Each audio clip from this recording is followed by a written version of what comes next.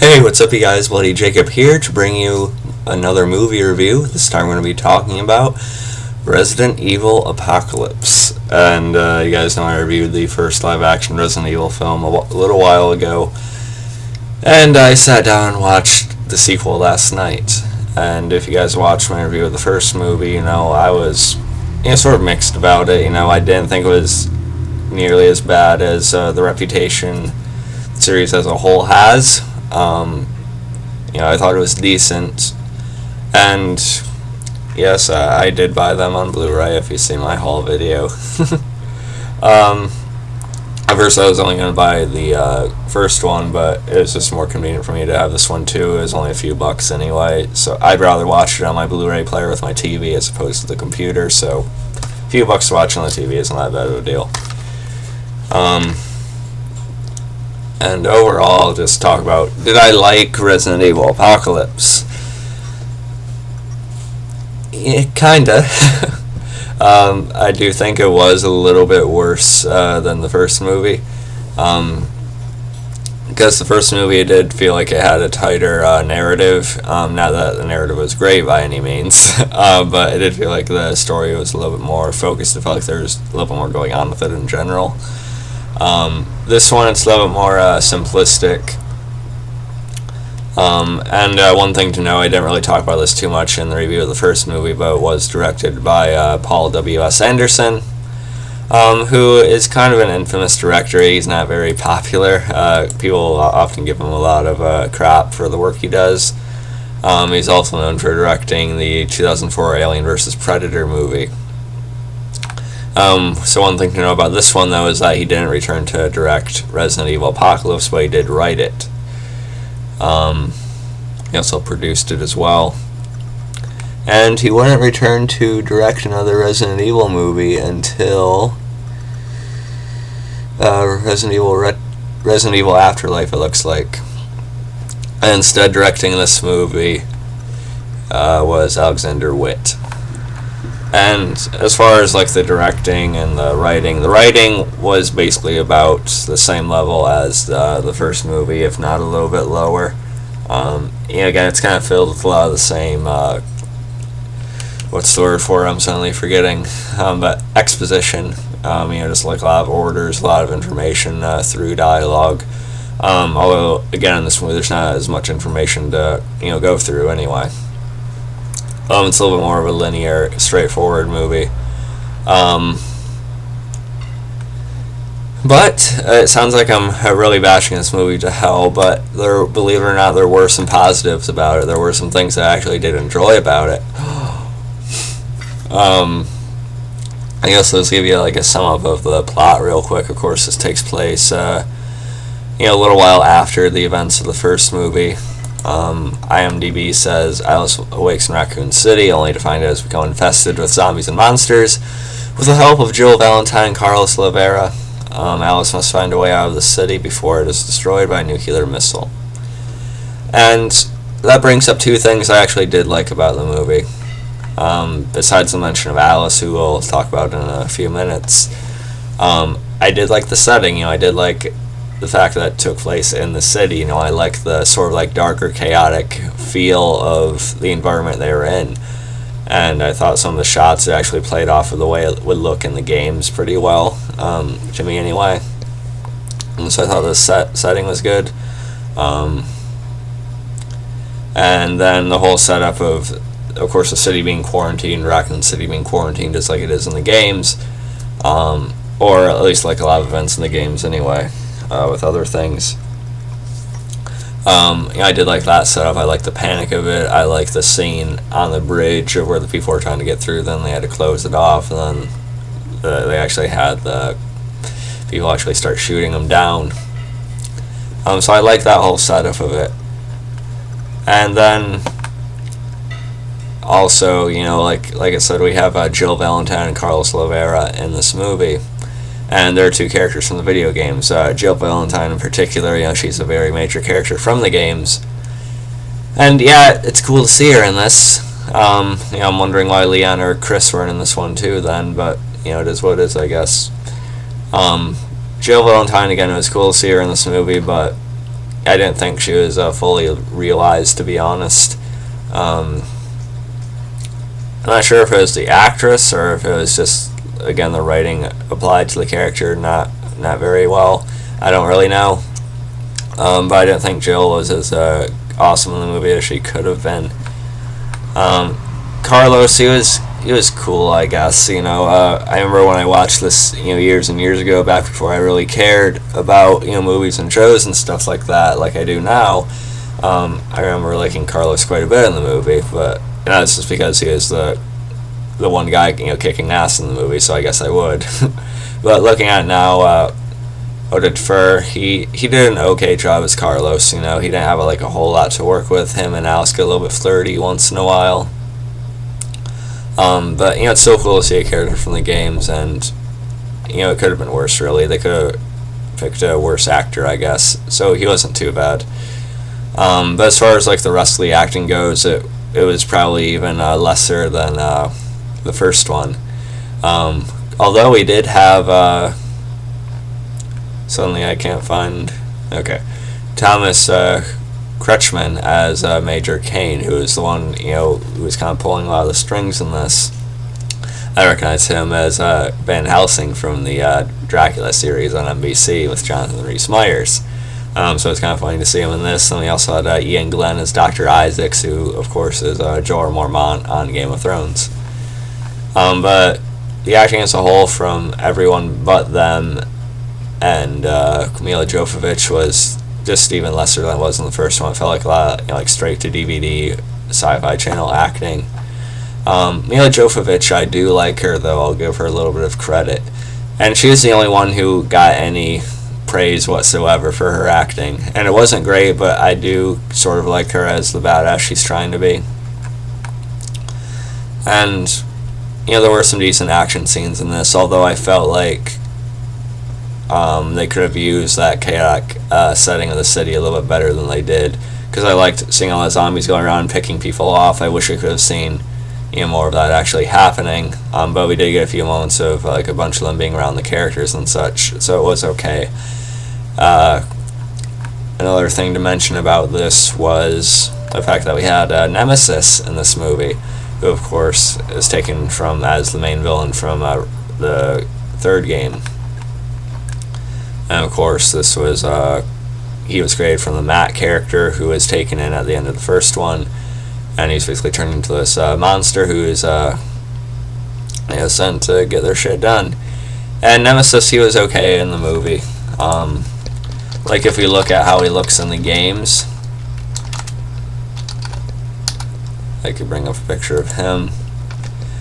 The look of him in the movie actually isn't that far off from the games. It's actually somewhat accurate to how he actually looks in the game, so give him credit there too. It was mostly practical effects on him as far as I know, so he looked fairly good, I'm sure with some of today's stuff he would look even better, but he actually looked surprisingly decent in this movie.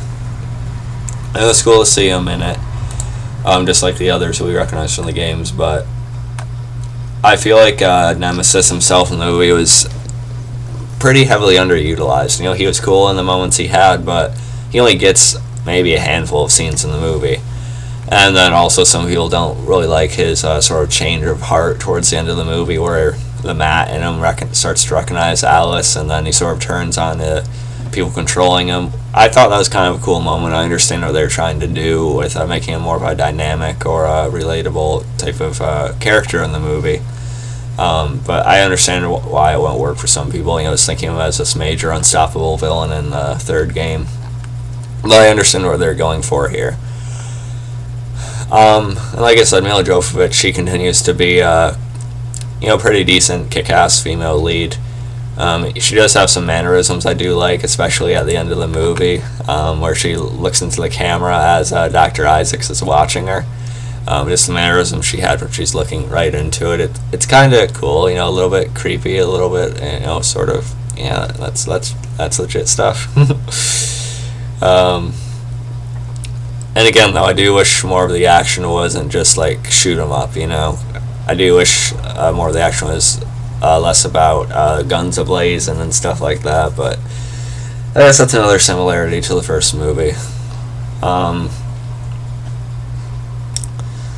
let's see. I'm not sure what else I want to say about this movie. And we also had this little girl, Alice and the others ended up making a deal with this Dr. Ashford. The Ashford family is, of course, a name from the games as well, and they're more villains in the games, but they're seen as more sympathetic characters in this movie, which some people were probably pissed off about too. But Dr. Ashford ends up making a deal with Alice and the others to find his daughter, and then he would give him a way out of the city before the missile is sent, and it is successfully contained. So the little girl who in the movie was okay, I guess. Her look was actually the one used for the Red Queen in the first movie. That's a little note about it. She was okay, but I really just felt like it was an excuse to make him stay in the city for the movie. It is satisfying to see when let's see, I'm suddenly forgetting everything. It is satisfying to see when Major Timothy Kane is killed, though. The Thomas Christian man's character. It was satisfying to see him finally being killed in the movie, I'll give it that. I felt like the way Nemesis was finally killed was a little bit cheap, though. Like I said, I did sort of get what they're going for with his change of heart with Alice and such. But then again, did Matt and Alice really have that deep of a connection in the first movie? Not really. So I felt like that was a little bit exaggerated for some reason. But his Nemesis' actual death in the movie I thought was a little bit lesser than the character. Just sort of being crushed by the helicopter he shoots down to save Alice. I thought it was a little bit anticlimactic for him. I didn't know what else they would have done with him, but we just got too little of them in the movie in general.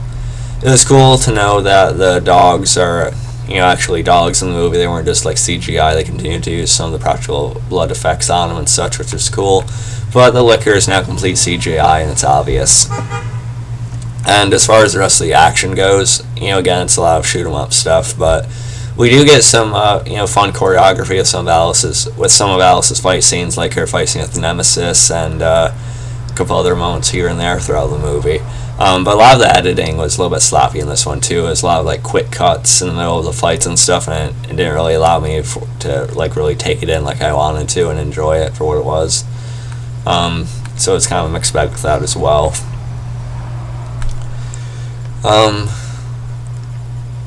Yeah. So that's most of what I have to say about this movie. I don't really want this video to go on for too much longer. I do have to head out for work pretty soon. Yeah. Anyway. And the ending is alright as well. It kind of leaves us with another little cliffhanger again.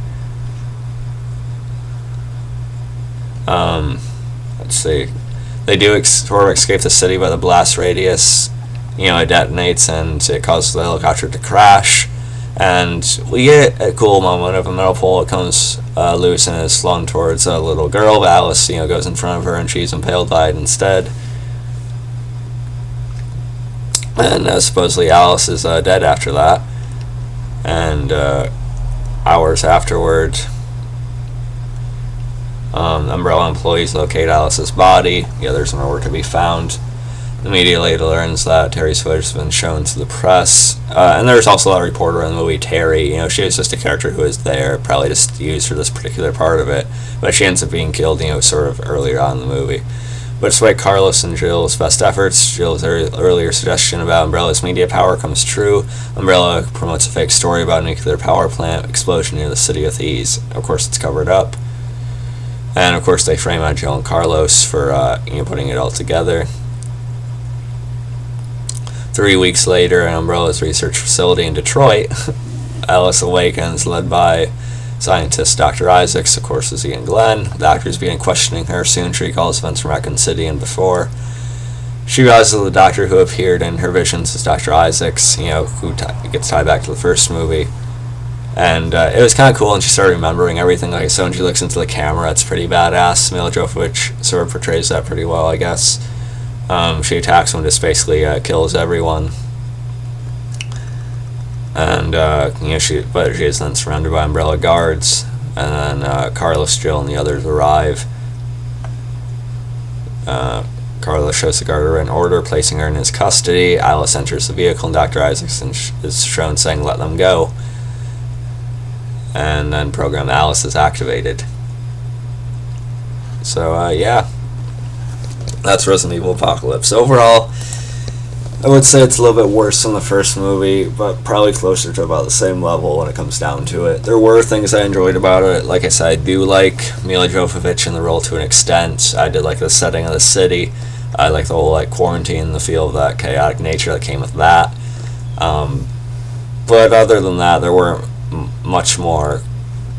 many more positives I could really take out of it.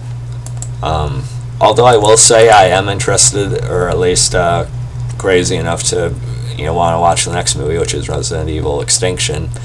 And when I do, I'll let you guys know.